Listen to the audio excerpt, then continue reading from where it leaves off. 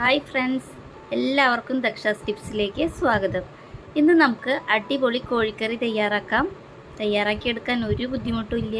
ഉള്ളി വഴറ്റണ്ട, തക്കാളി വഴറ്റണ്ട, വളരെ എളുപ്പമാണ് കേട്ടോ ഈ ചിക്കൻ കറി തയ്യാറാക്കിയെടുക്കാൻ. ഉള്ളിയും തക്കാളിയും വഴറ്റില്ലെങ്കിൽ കൂടിയിട്ട് നല്ല രുചിയാണ് കേട്ടോ ഈ ചിക്കൻ കറിക്ക്. അത്രയ്ക്കും ടേസ്റ്റിയാണ് ഈ ചിക്കൻ കറി.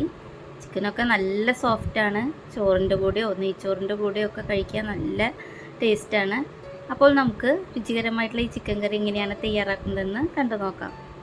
അതിനായിട്ട് ഞാനിവിടെ 1.5 കിലോ ചിക്കൻ നന്നായി കഴുകിയതിന് ശേഷം ഒരു അരിപ്പ പാത്രത്തിൽ ഊറ്റി വെച്ചിട്ടുണ്ട്. നമുക്കിതിലേക്ക് ആവശ്യമായിട്ടുള്ള ഇൻഗ്രീഡിയൻസ് എന്തൊക്കെയാണെന്ന് നോക്കാം. ഞാനിവിടെ 4 സവോള, 2 തക്കാളി, പിന്നെ ഒരു 30-35ഓളം ചെറിയ ഉള്ളി ഇത്രയാണ് എടുത്തിട്ടുള്ളത്. പിന്നെ ഒരു 1.5 ടേബിൾ സ്പൂൺ ഇഞ്ചി ചതച്ചത്, 1.5 ടേബിൾ സ്പൂൺ വെളുത്തുള്ളി ചതച്ചത്, 2 പച്ചമുളക്, നല്ല ഫ്രഷ് കരിവേപ്പില, ഇതും കൂടി നമുക്ക് ആവശ്യമായിട്ടുണ്ട്. ഇനി ഇതിലേക്ക് ആവശ്യമായിട്ടുള്ള പൊടികൾ എന്തൊക്കെയാണെന്ന് നോക്കാം. ഞാനിവിടെ 1.5 ടേബിൾ സ്പൂൺ കാശ്മീരി മുളക് പൊടി, 1 ടേബിൾ സ്പൂൺ സാധാരണ മുളക് പൊടി, പിന്നെ 2.5 ടേബിൾ സ്പൂൺ മല്ലിപ്പൊടി, 1/2 ടീസ്പൂൺ മഞ്ഞൾപ്പൊടി, 1 ടീസ്പൂൺ ഗരം മസാലപ്പൊടി, 1 ടീസ്പൂൺ കുരുമുളക് പൊടി. ഇത്രയാണ് കേട്ടോ പൊടികളായിട്ട് എടുത്തിട്ടുള്ളത്. ഇതിൽ നിന്ന് മല്ലിപ്പൊടിയും മുളക് പൊടിയും നമുക്കൊന്ന് ചൂടാക്കി എടുക്കണം. അതിനായിട്ട് സ്റ്റവ് ഓണാക്കിയിട്ട് ഒരു പാൻ അടുപ്പത്ത് വെച്ചിട്ടുണ്ട്. അതിലേക്ക് മല്ലിപ്പൊടിയും മുളക് പൊടിയും ചേർത്ത് കൊടുക്കാം.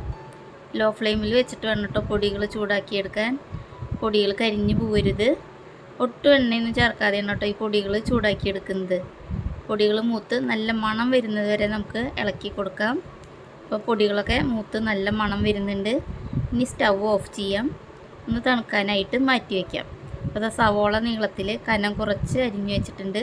ഉള്ളിയും പച്ചമുളകും നെടുകെ പിളർന്ന് വെച്ചിട്ടുണ്ട്. തക്കാളി ഇതുപോലെ നീളത്തിൽ കനം കുറച്ച് അരിഞ്ഞു വെച്ചിട്ടുണ്ട്.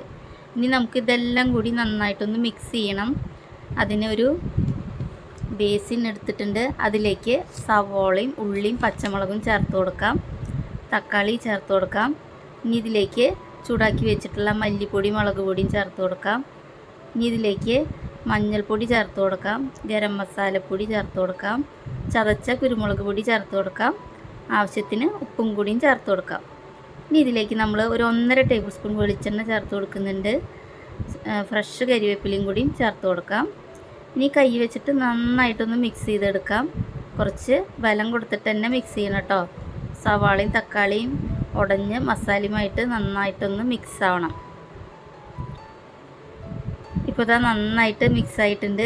ഇനി ഇതിലേക്ക് ചിക്കൻ ചേർത്ത് കൊടുക്കാം. ചിക്കനിൽ ഒട്ടും വെള്ളം പാടില്ല. ചിക്കൻ ചേർത്തതിന് ശേഷം വീണ്ടും നന്നായിട്ടൊന്ന് മിക്സ് ചെയ്യാം. മസാലകളൊക്കെ ചിക്കനിൽ നന്നായിട്ടൊന്ന് പിടിച്ചു വരണം. ഇപ്പോഴത്തെ നന്നായി മിക്സ് ചെയ്ത് വെച്ചിട്ടുണ്ട്. ഇനി മിനിമം ഒരു അരമണിക്കൂർ നേരം ഒന്ന് റെസ്റ്റ് ചെയ്യാൻ വയ്ക്കാം. കുറച്ച് നേരം കൂടുതൽ വയ്ക്കുകയാണെങ്കിൽ അത്രയും നല്ലതാണ് കേട്ടോ. ഇപ്പോൾ ഇതാ ഒരു അരമണിക്കൂറായിട്ടുണ്ട്. ഇനി നമുക്ക് ചിക്കൻ കറി വയ്ക്കാൻ തുടങ്ങാം. അതിനായിട്ട് ഒരു കടായി അടുപ്പത്ത് വെച്ചിട്ടുണ്ട്. അതിലേക്ക് 1 ടേബിൾ സ്പൂൺ നെയ്യ് ചേർത്ത് കൊടുക്കുന്നുണ്ട്.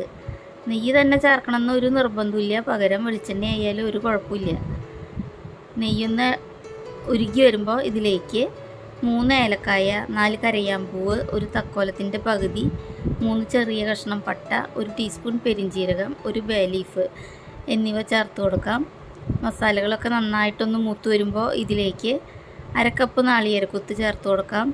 നാളികേരക്കൊത്ത് ഇഷ്ടമില്ലാത്തവർക്ക് അത് ഒഴിവാക്കാം. നാളികേരക്കൊത്തൊക്കെ ചേർക്കുമ്പോൾ ചിക്കൻ കറിക്ക് നല്ല ടേസ്റ്റാണ് കേട്ടോ.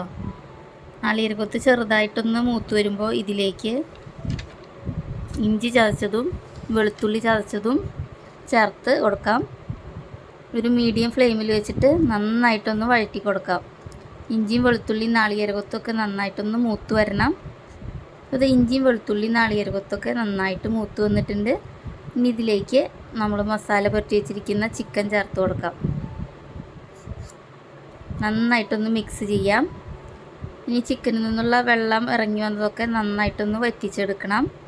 ഒരു 10 മിനിറ്റ് നന്നായിട്ടൊന്ന് ഇളക്കി കൊടുക്കാം. അപ്പോൾ ഇതാ ചിക്കനിലെ വെള്ളമൊക്കെ വറ്റി വന്നിട്ടുണ്ട്. ഇനി ഇതിലേക്ക് നമ്മൾ ചിക്കൻ പുരട്ടി വെച്ചിരുന്ന പാത്രത്തിൽ കുറച്ച് വെള്ളം ഒഴിച്ചിട്ട് ഒന്ന് ചുറ്റിച്ചെടുത്തിട്ട് ആ വെള്ളം ഇതിലേക്ക് ഒഴിച്ചു കൊടുക്കാം. അപ്പോൾ ഇതൊരു 1/4 കപ്പോളുണ്ട്. ഇനി നന്നായിട്ടൊന്ന് ഇളക്കി യോജിപ്പിക്കാം. പാത്രം അടച്ച് വെച്ചിട്ട് ഒരു മീഡിയം ഫ്ലെയിമിൽ ഒരു 10 മിനിറ്റ് നേരം നന്നായിട്ടൊന്ന് വേവിച്ചെടുക്കാം. ഇടയ്ക്ക് പാത്രം തുറന്നിട്ടൊന്ന് ഇളക്കി കൊടുക്കണം കേട്ടോ. ഇത് 10 മിനിറ്റ് ആയിട്ടുണ്ട്. നമുക്ക് പാത്രം ഒന്ന് തുറന്ന് നോക്കാം. നമ്മുടെ ചിക്കൻ കറി ഇവിടെ റെഡി ആയിട്ടുണ്ട്. നല്ല കുറുകിയ ചാറോട് കൂടിയിട്ടുള്ള ടേസ്റ്റി ആയിട്ടുള്ള ചിക്കൻ കറിയാണ്. ലാസ്റ്റ് ഇതിലേക്ക് 1/2 ടീസ്പൂൺ കുരുമുളക് പൊടിയും 1/2 ടീസ്പൂൺ ഗരം മസാല പൊടിയും കൂടിയും ചേർത്തിട്ട് ഒന്നും കൂടി ഇളക്കി യോജിപ്പിക്കാം. അപ്പോൾ നമ്മുടെ ടേസ്റ്റി ആയിട്ടുള്ള നാടൻ ചിക്കൻ കറി റെഡി ആയിട്ടുണ്ട്. സവോളയും തക്കാളിയും ഒന്നും വഴറ്റാതെ തന്നെ നല്ല ടേസ്റ്റി ആയിട്ടുള്ള ഒരു ചിക്കൻ കറിയാണ്. ഇത് ചോറിൻ്റെ കൂടെയോ ചപ്പാത്തി പൊറോട്ട എന്തിൻ്റെ കൂടെയും കഴിക്കാൻ നല്ല ടേസ്റ്റാണ്. അപ്പോൾ നിങ്ങളെല്ലാവരും ഈ കിടിലൻ ചിക്കൻ കറി ഒന്ന് ട്രൈ ചെയ്ത് നോക്കണം കേട്ടോ. എന്നിട്ട് നിങ്ങളുടെ അഭിപ്രായങ്ങൾ കമൻറ്റ് ചെയ്യാൻ മറക്കരുത്. വീഡിയോ ഇഷ്ടപ്പെട്ടുവെങ്കിൽ ഫ്രണ്ട്സിനും റിലേറ്റീവ്സിനൊക്കെ ഒന്ന് ഷെയർ ചെയ്ത് കൊടുക്കണം. അതുപോലെ തന്നെ ആദ്യമായിട്ട് വീഡിയോ കാണുന്ന കൂട്ടുകാർ ചാനലൊന്ന് സബ്സ്ക്രൈബ് ചെയ്തതിന് ശേഷം ബെല്ലൈക്കൺ ഓൾ ഓപ്ഷൻ അടിച്ചിടാൻ മറക്കരുത്. അപ്പോൾ ഞാൻ ഇടുന്ന എല്ലാ വീഡിയോസിനും അപ്പോൾ തന്നെ നിങ്ങൾക്ക് നോട്ടിഫിക്കേഷൻ ലഭിക്കുന്നതായിരിക്കും. അപ്പോൾ അടുത്ത നല്ലൊരു വീഡിയോയുമായിട്ട് നമുക്ക് വീണ്ടും കാണാം. അതുവരേക്കും ബൈ.